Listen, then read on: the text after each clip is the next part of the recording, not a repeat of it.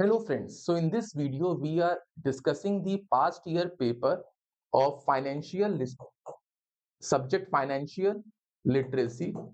ये आपका DU में वैक में है, दिल्ली यूनिवर्सिटी का ये एक वैक पेपर है। तो इसके जो भी पास्ट ईयर पेपर्स हैं that we will be solving ताकि आपका एग्जाम्स के लिए एक रिवीजन हो जाए।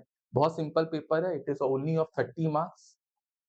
ओके, और उसमें क्वेश्चंस भी बहुत लिमिटेड है, शॉर्ट क्वेश्चंस है। So we will be solving 4-5 papers of VAC financial literacy. ये हर सेमेस्टर में आता है, सेमेस्टर सेकेंड में है, सेमेस्टर फोर्थ में है, etcetera etcetera, depending on the colleges कि वो कौन से सेमेस्टर में ऑफर करते हैं। ठीक है, so we are seeing the question paper. तो इसमें देखिए, right short notes on any two of the following. तो इसमें सबसे पहले it is given spending management, financial planning and personal tax planning. Okay, so पहला जो शॉर्ट नोट्स आपको लिखना है वो किस में लिखना है? स्पेंडिंग मैनेजमेंट में, फाइनेंशियल प्लानिंग और पर्सनल टैक्स प्लानिंग। तो इसमें से किसी भी दो में आप लिख सकते हैं, बट हम लोग तो सारे ही क्वेश्चंस वो करेंगे डिस्कस। तो एनी टू में आपको लिखना है। तो स्पेंडिंग मैनेजमेंट क्या है? स्पेंडिंग मैनेजमेंट बेसिकली आप कैसे अपना पैसा खर्च करते हो उसको आप प्रॉपर्ली मॉनिटर करना है। एक कॉन्टिन्यूअस प्रोसेस है कि आपका पैसा कहाँ जा रहा है, नीड्स पे जा रहा है, कितना कितना वांट्स पे जा रहा है। तो एक प्रॉपर कॉन्टिन्यूअस आप मॉनिटरिंग यू डू कि where you are spending money, so that कि आपका मैक्सिमम जो भी आप पैसा खर्च करते हो वहां से आप मैक्सिमम यूटिलिटी डिराइव कर पाओ। तो कैसे स्पेंडिंग को मैनेज करना है अच्छे ढंग से। सो इफ वी सी यहाँ पे we have some notes also for that spending management. तो पहला क्वेश्चन है short notes on spending management. तो सिर्फ 5 मार्क्स का है, तो इसमें इतना कोई टेंशन की बात नहीं है, आप लिमिटेड पॉइंट्स लिखो। So spending management is the art of controlling and improving the ways in which a person spends his money. कैसे आप पैसा अपना खर्चा करते हो उसको कंट्रोल करना और इंप्रूव करना। The way the person spends his money with the intent to derive maximum utility. ठीक है, जो भी आप each penny spend should derive you certain maximum utility. Alright, तो आपको अपने स्पेंडिंग को कॉन्टिन्यूअसली मॉनिटर करना है और मॉडिफाई करना है। ठीक है, so it is a continuous process, constant modification and monitoring depending on your circumstantial changes. मान लीजिए आपकी इनकम बढ़ गई तो आपका स्पेंडिंग मैनेजमेंट थोड़ा चेंज होगा, इनकम कम हो गई तो स्पेंडिंग मैनेजमेंट होगा। अगर किसी चीज पे आप ज्यादा खर्चा करते हो बट सेम चीज आपकी अगर नीड पूरी कर सकती है at lower cost, then you can change your spending decision. Alright, तो इसके स्टेप्स क्या होंगे, कैसे करना है, क्योंकि आप 5 मार्क्स का लिखना है तो डेफिनेशन के साथ कुछ और भी लिखना पड़ेगा। तो 5 मार्क्स में अगर आप डेफिनेशन और स्टेप्स भी लिख देते हो ना अच्छे से पॉइंट्स दे देके, जैसे पहला आपने ये दे दिया, इसके कुछ की वर्ड्स आपने लिख दिया। की वर्ड्स ये इंपॉर्टेंट है, कॉन्टिन्यूअस है ये प्रोसेस, कांस्टेंट मॉडिफिकेशन की रिक्वायरमेंट है, मॉनिटरिंग की रिक्वायरमेंट है। ठीक है, तो आपने पहले में डेफिनेशन लिख दिया, दूसरे में कीवर्ड्स लिख दिए, फिर आपने लिख दिया स्टेप्स, क्या क्या स्टेप्स हो सकते हैं। तो सबसे पहले आपको बजट से स्टार्ट करना पड़ेगा, आपको एक बजटिंग करनी पड़ेगी, आपके क्या खर्चे हैं, क्या इनकम है, उसको लिखना पड़ेगा। फिर आपको गोल सेट करने पड़ेंगे अपने कि आपका जो आप खर्चा कर रहे हो किस गोल्स के लिए कर रहे हो। फिर आपको अपनी स्पेंडिंग ट्रैक करनी पड़ेगी कि इसमें कितना स्पेंडिंग नीड की है, कितनी स्पेंडिंग वांट्स की है। ठीक है, ट्रैक करना होगा स्पेंडिंग को। ऑटोमेट योर सेविंग, अगर आप अपना सेविंग ऑटोमेट कर लें कि भैया मेरी जैसी इनकम आई मैं एसआईपी में मेरा ऑटोमेटिकली 2000 रुपए या 4000 रुपए डिडक्ट हो जाएगा, वो वहां सेव हो जाएगा। ठीक है, तो आपने अपनी स्पेंडिंग में सेविंग को पहले किया। जनरली लोग स्पेंड करने के बाद जो बचता है उसको सेव करते हैं, बट पहले आपने इनकम में से सेविंग हटा दी, उसके बाद आपके पास जो पैसा बचा है वो आपने किया। तो automate your saving, save for emergency, कुछ पैसा आपने कंटिजेंसी के लिए रखा है। ठीक है, मेक स्मार्ट इन्वेस्टमेंट, आप सारा पैसा खर्च नहीं कर रहे, कुछ पैसा आप सेविंग करने के बाद कुछ पैसा आप उसको इन्वेस्ट भी डाल रहे हो, स्टॉक्स में डाल रहे हो, बॉन्ड्स में डाल रहे हो, कोई स्मार्ट इन्वेस्टमेंट करो जिसमें आपको डिविडेंड भी अच्छा है। Live with in your means, ये भी बहुत इंपॉर्टेंट चीज है, जितनी चादर है उतनी ही पैर बिछाने हैं, है ना। तो live with in your means ये बहुत इंपॉर्टेंट चीज है। अगर आपको फोन चाहिए, आपकी इतनी इनकम नहीं है तो आईफोन लेने के बजाय आप एक नॉर्मल स्मार्टफोन ले लो जो आपकी सारे नीड्स आपकी फुलफिल कर रहा है। यहाँ पे आईफोन आपके लिए वांट हो गया और एक नॉर्मल स्मार्टफोन वो आपकी नीड हो गई, क्योंकि आजकल स्मार्टफोन एक नीड है, तो that can be fulfilled by it. तो अगर आप ईएमआई में आईफोन ले रहे हो वो कोई पॉइंट का नहीं है, आप you are not living within your means, ठीक है। अवॉइड इम्पल्सिव बाइंग, कोई एड देख लिया या किसी चीज की इम्पल्सिव बाइंग आ गई कि लोग खरीद रहे हैं तो मेरे को खरीदना है, ऐसा नहीं करना, ठीक है। तो ये सब सेविंग मैनेजमेंट के आपके स्टेप्स हैं। प्रोफेशनल हेल्प, ये आप ले सकते हो, professional help you can take. तो यहाँ पे भी आप नंबर्स दे सकते हो 1 2 3 4 5 6 7 8 एंड 9। तो आपने इतने अगर पॉइंट्स लिख दिए तो ये 5 मार्क्स के लिए मोर देन इनफ है, मोर देन सफिशिएंट है। ऑलराइट, तो ये आपका हो गया पहला जो शॉर्ट नोट्स का था, spending management. Second short notes के लिए क्या था, फाइनेंशियल प्लानिंग, और थर्ड था पर्सनल टैक्स प्लानिंग, ठीक है। तो अब ये देखो, अगर हम लोग यहाँ देखें फाइनेंशियल प्लानिंग आपके प्रीवियस ईयर के क्वेश्चंस में, if we go to the question, second is financial planning. तो फाइनेंशियल प्लानिंग बेसिकली क्या है, आप एक रोड मैप बनाते हो कि आपके फाइनेंसेस कैसे खर्च होंगे, कितना सेव होगा, आपका रोड मैप, अपना फाइनेंशियल गोल आपको कैसे अचीव करना है उसके लिए आप प्लानिंग करते हैं। आपके कुछ फाइनेंशियल गोल्स होंगे जैसे कि short term, medium term, long term. अब उन गोल्स को आपको कैसे फुलफिल करना है उसके लिए फाइनेंशियल प्लानिंग की जरूरत है। आपको पता होना चाहिए आपकी इनकम कितनी है, आपकी नेट वर्थ कितनी है, कितने एसेट्स हैं, क्या क्या लाइबिलिटीज है, आपका फाइनेंशियल सिचुएशन क्या है, and then you will make your financial plan कि ये मैं गोल कब तक कंप्लीट कर पाऊंगा। एक टाइम बाउंड मैनर में फाइनेंशियल प्लान अपने फाइनेंशियल गोल्स को फुलफिल करता है। तो इसके भी कुछ पॉइंटर्स देख लेते हैं, ये 5 मार्क्स के लिए ही है तो उतना इसमें डिफिकल्टी नहीं होनी चाहिए। कुछ भी आप 5-6 पॉइंट्स भी लिख दोगे अच्छे कीवर्ड्स के साथ। अगर आप कीवर्ड्स लिखते हो ना, जैसे यहाँ पे कीवर्ड्स थे continuous process, constant modification, monitoring, ये सब स्टेप्स आप लिख देते हो ना keywords, then you will get good marks, ठीक है। अब आप देख लो फाइनेंशियल प्लानिंग, ठीक।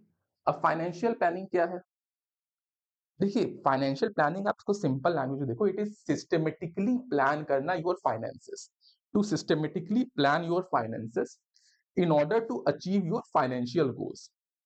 आप अपना फाइनेंसेस जो है सिस्टमेटिकली प्लान करते हो ताकि आप फाइनेंशियल गोल्स अपना अचीव कर पाओ in a definite timeline. Timeline is very important. Financial plan तभी अच्छा माना जाएगा जब आप डेफिनेट टाइमलाइन में अपना फाइनेंशियल गोल पूरा कर पाते हो। तो financial planning is a systematically planning your finances in order to achieve financial goals within a definite timeline.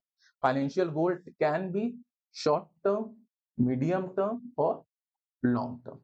ठीक है, ये हो सकता है financial goals.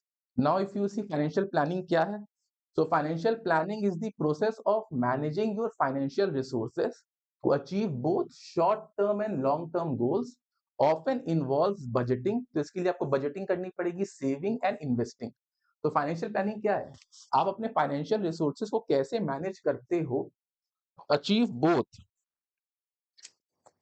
To achieve both short term and long term goals. आप अपने लॉन्ग टर्म और short term goals को अचीव करने के लिए कैसे अपने फाइनेंशियल रिसोर्सेज को प्लान करते हो, which will involve steps like budgeting.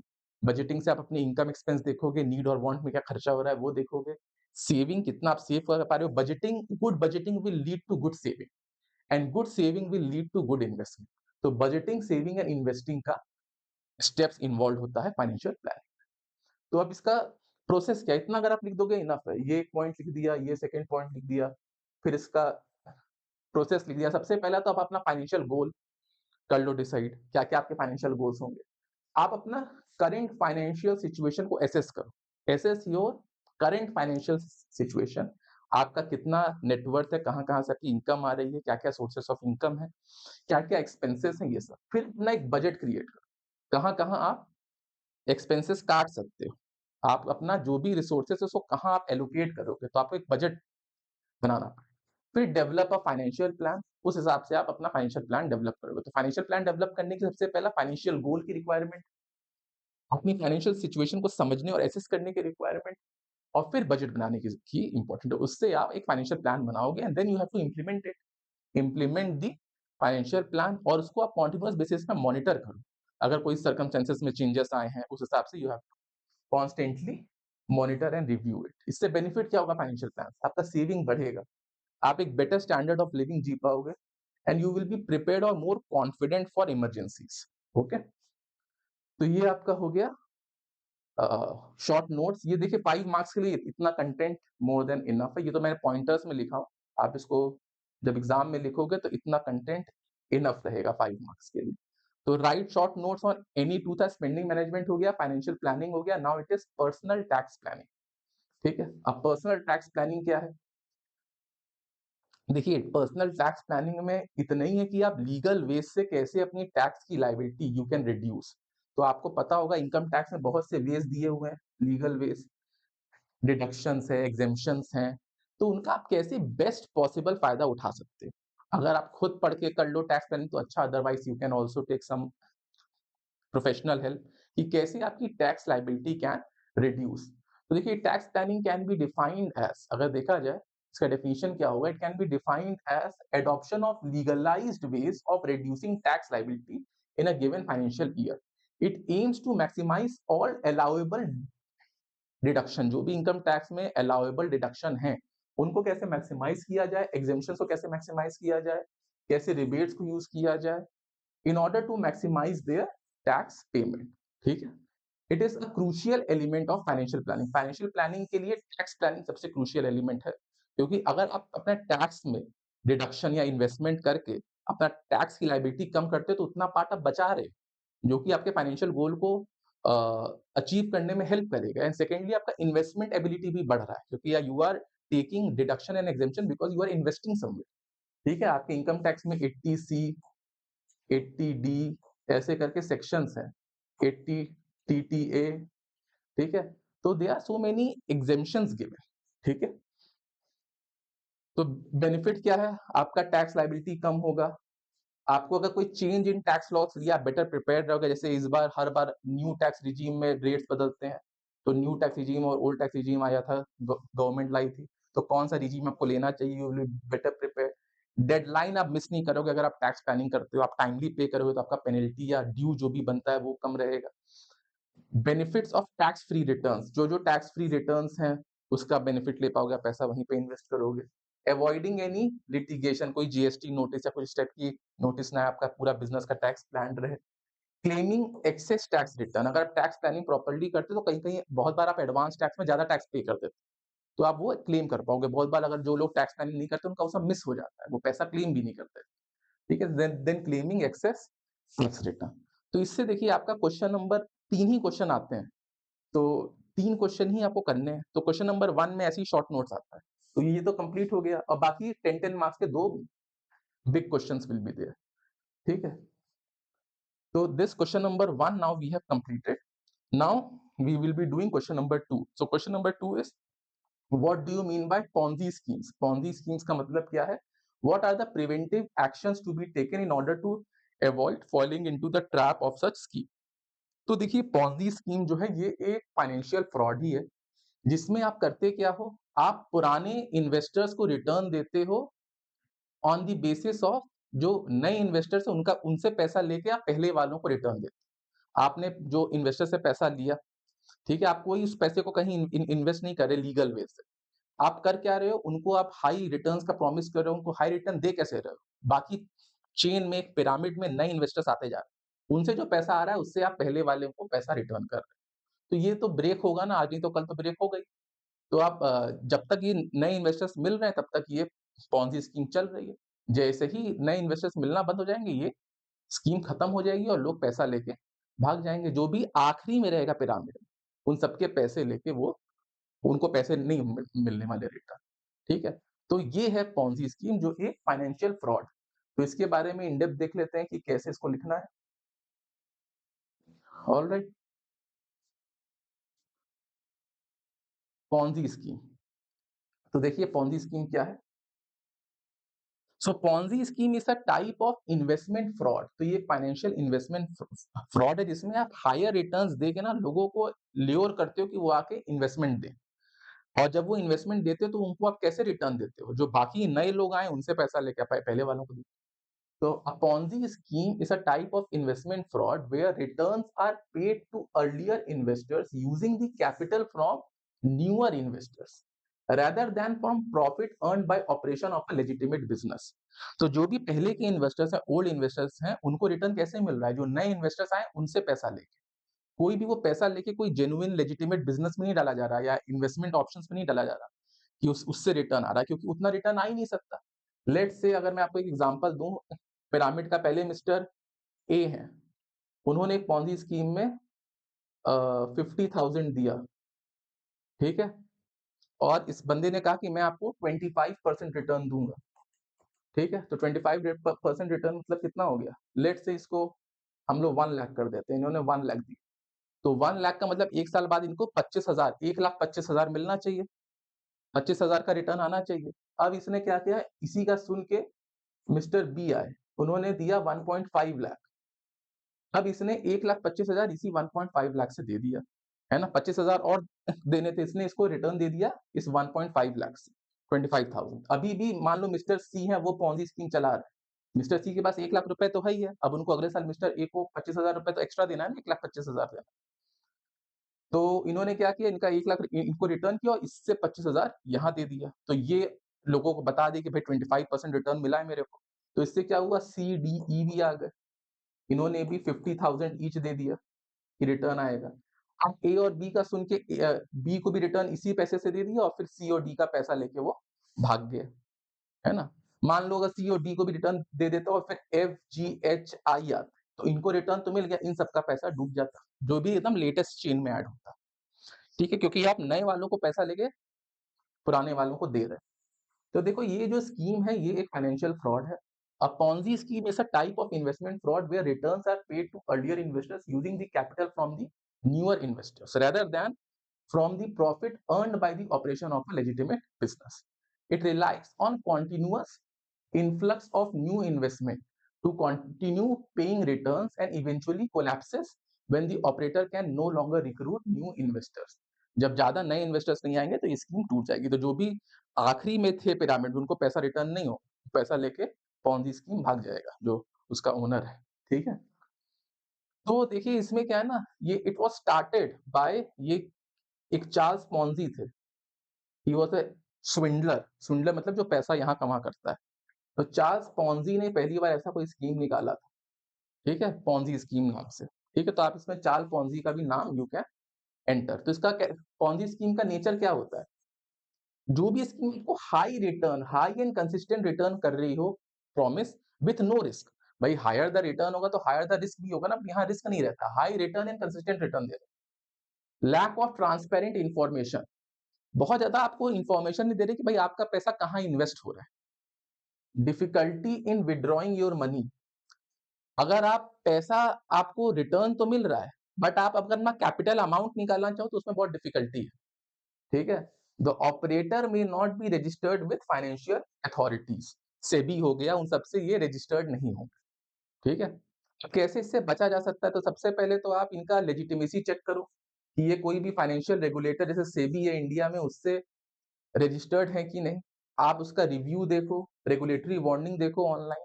आप स्केप्टिकल रहो, भाई इतना हाई रिटर्न कैसे कोई दे रहा है ना? आप कॉशियस रहो इस फैक्ट से। पूछो कि ये पैसा जो हम लोग दे रहे हैं कहाँ इन्वेस्ट हो रहा है? भाई म्यूचुअल फंड्स है, ये सब है, ये आपको बताते हैं आपका पैसा कहाँ इन्वेस्ट हो रहा है, ठीक है। तो ये भी पूछना पड़ेगा कि where you are getting such returns, ठीक है। तो जो लेजिटिमेट इन्वेस्टमेंट फर्म्स होगी वो अपनी स्ट्रैटेजी के बारे में वो ओपन रहेंगे। जब भी आप देखोगे कि ये आपको पैसा जल्दी, क्विकली इन्वेस्ट करने को बोल रहे हैं, मतलब कोई पॉन्जी स्कीम का खतरा हो सकता है, कोई ऑनलाइन फ्रॉड का खतरा हो सकता है, ठीक है। ये आपको एक फियर ऑफ मिसिंग आउट दे देंगे कि देखिए उसने भी पैसा किया था, कोई एक सेलिब्रिटी को ले आएंगे कि इन्होंने भी हमारे स्कीम में पैसा डाला था, उनको इतने का रिटर्न मिल गया। ऐसे स्कीम से बच के रहें। चेक डॉक्यूमेंटेशन, ठीक है, proper paper work and contracts, avoid investing if businesses avoid putting things in writing, ठीक है।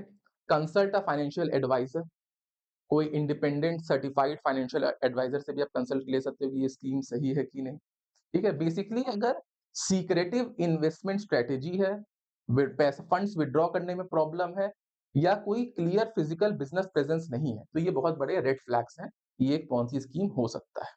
Charles Ponzi was the one जिससे ये स्कीम स्टार्ट हुआ था। बर्नार्ड मैडॉफ, इन्होंने दुनिया का सबसे बड़ा पॉन्जी स्कीम किया। चार्ल पॉन्जी ने तो स्टार्ट किया कि ऐसा कुछ ऐसा सोचा कि ऐसा स्कीम बनाया जा सकता है फ्रॉड का। सो बट बर्नार्ड मैडॉफ ने सबसे बड़ा Ponzi scheme which lasted for 20 years. Generally Ponzi schemes इतना लंबा नहीं चलते, बट इन्होंने जो मैडॉफ ने जो बनाया था Ponzi scheme that lasted for 20 years. Then Saradha group, ये इंडिया का सबसे बड़ा पॉन्जी स्कीम है। Then gain bitcoin Ponzi scheme, ये आपका अमित भारद्वाज ने अभी रिसेंटली 2018 में ही वाज अरेस्टेड।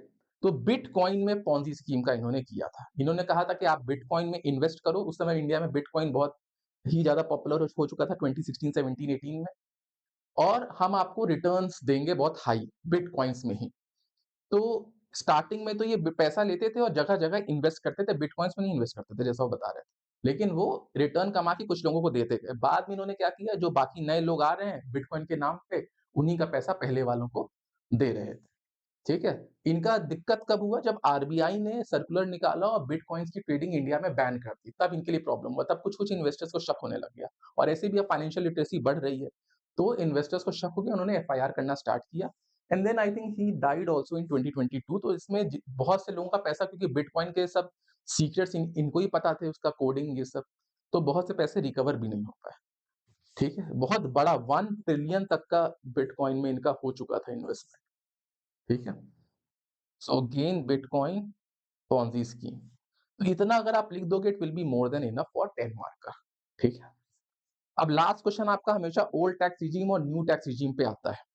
ठीक है? पहले हम लोग देख लें क्या क्वेश्चन है old tax regime and new tax regime का। तो देखो इसमें 3 लोग हैं, इनका एज दिया हुआ है। एज इंपॉर्टेंट है और इनकम कितनी है, 30 लाख। एज है 46, 67 एंड 84 और आपको इनकम दी हुई 30 लाख। तो तीनों का आपको क्या निकालना है, ओल्ड टैक्स या न्यू टैक्स। देख लेते हैं किसमें दिया हुआ है। ओल्ड टैक्स और न्यू टैक्स दोनों में आपको टैक्स लायबिलिटी निकालनी है। ठीक है? तो आपको इसमें बस टैक्स स्लैब्स पता होने चाहिए। तो मैं आपको टैक्स स्लैब्स बता देता हूं इसके। देखिए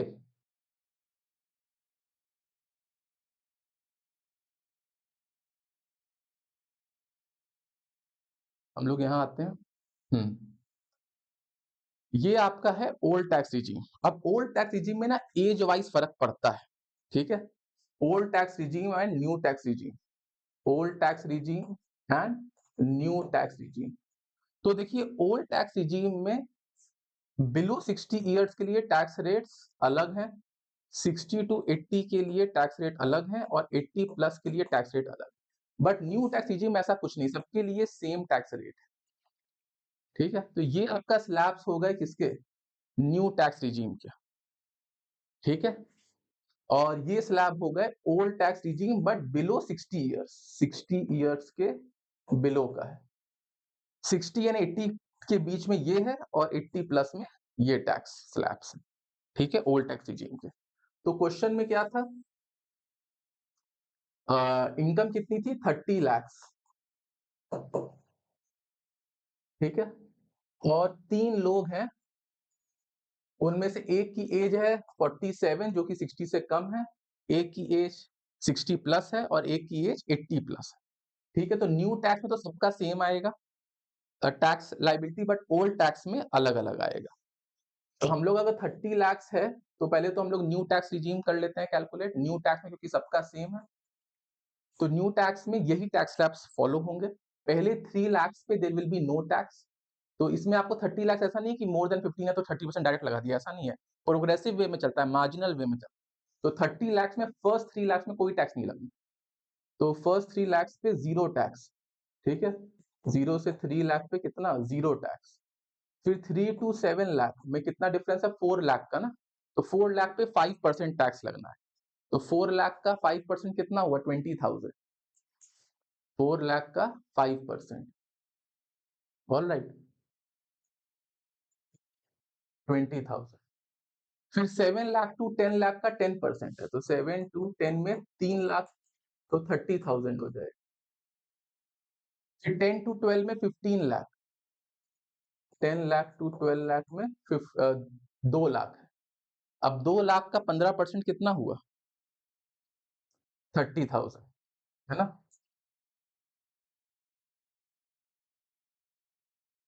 12 टू 15 में 20% है। 12 लाख टू 15 लाख मतलब 3 लाख का है, 3 लाख का 20% 60,000। अब 15 लाख के ऊपर, 15 लाख के ऊपर है 30%, तो 15 लाख से 30 लाख तक जाना है, मतलब 15 लाख ही हो गया, तो 15 लाख का 30%, है ना? 15 लाख का 30% कितना हो जाएगा? 1,50,000 तो हो ही गया, 1.5 तो 10% हो गया। 15 लाख का 30%, तो 4,50,000 हो जाएगा, ठीक है? 4,50,000। So you can add all these, तो ये हो जाएगा 30, 60, 1,20,000, ठीक है? 5,70,000 and 5,90,000. So 5,90,000 will be your new tax regime में। अब न्यू टैक्स regime में एज का कोई फर्क नहीं है, तो हर एज ग्रुप के लिए सेम टैक्स रहेगा। ओल्ड टैक्स regime में आपका एज ग्रुप का फर्क है। ऑलराइट, अब इसी को अगर हम लोग ओल्ड टैक्स regime में करें फॉर द फर्स्ट एसएससी, उसका एज कम है, तो उसमें क्या हो जाएगा? पहला 2.5 लाख पे 0 ओल्ड टैक्स regime, पहला 2.5 लाख पे 0, फिर 2.5 लाख से 5 लाख के बीच में 5% मतलब 2.5 लाख का 5%, 12,500। फिर 5 लाख से 10 लाख पे 20% मतलब 1 लाख, है ना? 5 लाख का 20% 1 लाख हो गया है। फिर 10 लाख के ऊपर 30% है, तो इसमें इनकम कितनी थी? 30 लाख, और 10 लाख के ऊपर 30% है, तो 20 लाख पे 30% लगेगा, तो 20 लाख का 30% मतलब 6 लाख। यहाँ पे तो और ज्यादा हो गए, 7,12,500। ऑल राइट, और उसी तरीके से अब आप सीनियर सिटीजन का भी निकाल लेना, और आप सुपर सीनियर, ये आप रेट्स कर लेना। सीनियर सिटीजन में क्या होगा? ये लिमिट 3 लाख तक नील हो जाएगी, 3 से 5 लाख पे 5%, 5 से 10 लाख पे 20%, और 10 लाख के ऊपर 30%। तो अगर आप देखो, अगर मैं सीनियर का निकालूं, अगर एक और का निकाल लेते हैं, पहले 3 लाख पे कोई टैक्स नहीं, 3 से 5 लाख पे 5%, मतलब 2 लाख का 5%, 10,000 हो गया, है ना? 5 to 10 पे 20% है, तो 5 लाख का 20%, नहीं नहीं, एक मिनट, सॉरी, 3 to 5, 2 लाख का 5%, 3 to 5 लाख, 3 लाख टू 5 लाख, 2 लाख का 5%, 2 लाख का 10% होता है 20,000, तो 5% हो जाएगा 10,000। फिर 5 to 10 लाख, 5 लाख टू 10 लाख, ये 20%, तो इसमें आ जाएगा 1 लाख, ठीक है? 1 लाख आ जाएगा। फिर 10 लाख के ऊपर 30%, अब इसमें इनकम कितनी थी? 30 लाख, तो 20 लाख का 30% विल बी 6 लाख। यहाँ पर भी तो 7,10,000 आ ही रहा है, ठीक है? यहाँ पर भी 7,10,000 आ ही रहा है, ठीक है? तो इस तरीके से फिर आप थर्ड भी निकाल लेना। तो ये था एक पेपर जो हम लोगों ने सॉल्व कर लिया है, और फाइनेंशियल लिटरेसी आप देख लीजिए, this was your question paper, ठीक है? इसमें देखिए 4 क्वेश्चंस हैं, आपको उसमें चॉइस भी है। एक और क्वेश्चन है, ये हमने क्वेश्चन सॉल्व किया था, क्वेश्चन नंबर 4। एक और क्वेश्चन है, discuss the various financial products available for investment in India, ठीक है? ये लास्ट क्वेश्चन है। तो क्या, ये तो बहुत सिंपल ही है, आपको जो जो इन्वेस्टमेंट स्कीम्स होती हैं उसी पे ये क्वेश्चन है। तो क्या क्या इन्वेस्टमेंट स्कीम है? इक्विटी बेस्ड इन्वेस्टमेंट है ना? There can be equity based investment, like आप स्टॉक में इन्वेस्ट कर सकते हो, म्यूचुअल फंड में इन्वेस्ट कर सकते हो, ईटीएफ्स में आप इन्वेस्ट कर सकते हो, इनिशियल आईपीओ में इन्वेस्ट कर सकते हो। ईटीएफ्स क्या होता है? Exchange traded fund. इसमें आप जो भी पैसा डालते हो, ये पूरा एक्सचेंज ट्रेडेड फंड है, मतलब वो वेरियस जगह इन्वेस्ट हो रहा है, वो पूरा एक इंडेक्स बना हुआ है, ठीक है? और ये आपका म्यूचुअल फंड से कैसे अलग है? म्यूचुअल फंड में आप इन बिटवीन नहीं छोड़ सकते, उसमें एक एनएवी कैलकुलेट होता है, वो एनएवी के प्राइस पे आप एग्जिट कर सकते हो, बट इसमें आप इन बिटवीन भी छोड़ सकते हो ईटीएफ। ठीक है, traded like shares but represent a portfolio. तो ये भले ही शेयर्स के जैसा ट्रेड हो रहा है, ये है, लेकिन इसमें पूरा का पूरा पोर्टफोलियो है। जैसे आप स्टॉक मार्केट में एक शेयर खरीदते हो, बट इसमें जो आप एक शेयर खरीद रहे हो उसमें वो वेरियस जगह इन्वेस्टेड है, ठीक है, बट रिप्रेजेंट्स अ पोर्टफोलियो। ठीक है, आईपीओ में आप इन्वेस्ट कर सकते हो, तो इक्विटी बेस में स्टॉक हो गया, म्यूचुअल फंड हो गया, एक्सचेंज ट्रेडेड हो गया और आईपीओ हो गया। फिक्स्ड इनकम में आप FD is not a very good investment. Recurring deposit, bonds, debentures, इन सब में आप इन्वेस्ट कर सकते हो। देन गवर्नमेंट स्कीम्स में आप इन्वेस्ट कर सकते हो, है ना। देन आप रियल स्टेट्स में यू कैन इन्वेस्ट।